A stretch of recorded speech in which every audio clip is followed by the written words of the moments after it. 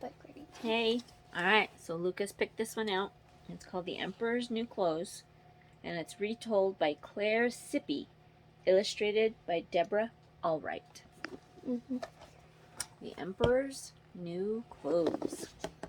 Once upon a time, there lived an emperor who really loved clothes.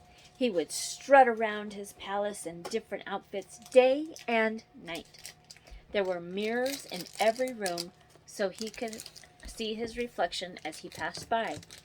The emperor had outfits for the morning, and different outfits for the afternoon, and extra special outfits for the evening, made from the most expensive cloth and sewn with pure gold thread. In fact, the emperor had so many clothes that he often didn't know what to wear.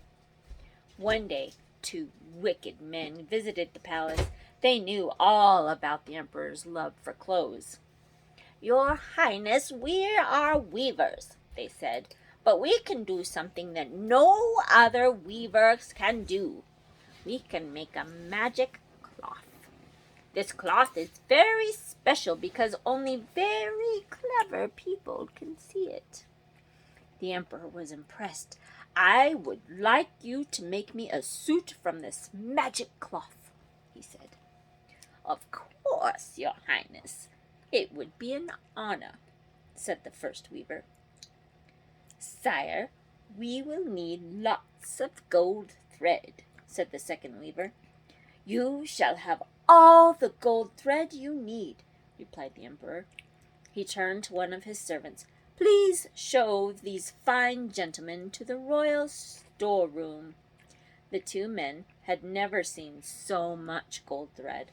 Laughing and clapping their hands with glee, they filled their bags and left the palace.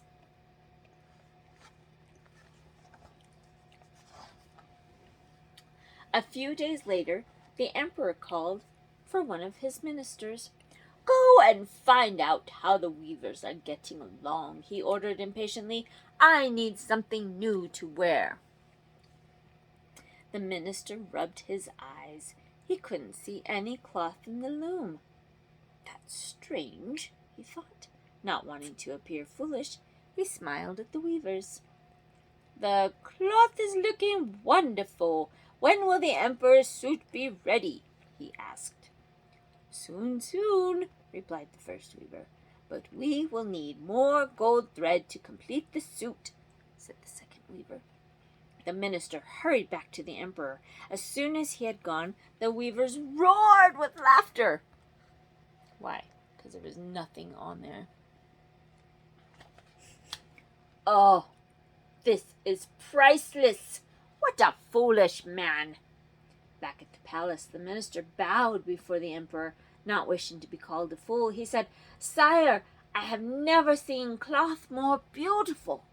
The weavers need more gold thread to finish your suit." "Well, send more over then," replied the emperor. For a whole week, the weavers pretended to cut and sew the magic cloth to make a new suit. At last, they returned to the palace, proudly pretending to carry the cloth. The emperor was very excited and handed the weavers a bag of gold coins to pay for the outfit. He took off his clothes, and the weavers fussed around him, pretending to smooth and adjust the suit. "It fits you perfectly," they cried. The emperor looked in the mirror. He couldn't see any clothes, but not wanting to appear foolish, he said, "It's wonderful." As soon as the two men had left the palace, they doubled up with laughter. Their cunning plan had worked. News of the emperor's suit quickly spread throughout the kingdom. Everyone was sure they wouldn't be able to see the magic cloth. Everyone was sure they would be able to see the magic cloth. The vain emperor sent out a royal announcement. He would lead a grand procession through the city wearing his new suit. When the great day arrived, the emperor sent for these two weavers to help him get dressed. "Ah, Your Highness, you look wonderful," they cried. "Yes, sire, truly splendid," agreed the emperor's ministers. No matter how hard he looked, the emperor still could not see any clothes. I can't be more of a fool than my ministers, he thought, and they can all see the suit. So he smiled at the weavers and thanked them once again. People had gathered in the streets to catch a glimpse of the emperor as the procession passed by. Finally, the emperor appeared riding on a fine white horse. Nervous whispers rippled throughout the crowd. No one wanted to appear foolish, so at last a timid voice called out, "The emperor's new clothes are magnificent!" Suddenly, everyone started talking and shouting at once. "How stylish, smart, and fashionable!" The emperor smiled as he trotted along, feeling very pleased with himself. Then a small boy and his sister pushed to the front of the crowd. They started to point and giggle. "Look!" they cried. "The emperor has no clothes on!" Suddenly, everyone knew that it was true. Before long, the laughter had spread through the crowd. The emperor turned bright red. "Oh, what a fool I am!" he gasped. "How could I have ever been so silly and vain?" He looked around for the two weavers, but, of course, they were nowhere to be seen. Filled with shame, the emperor made his way back to the palace to get dressed.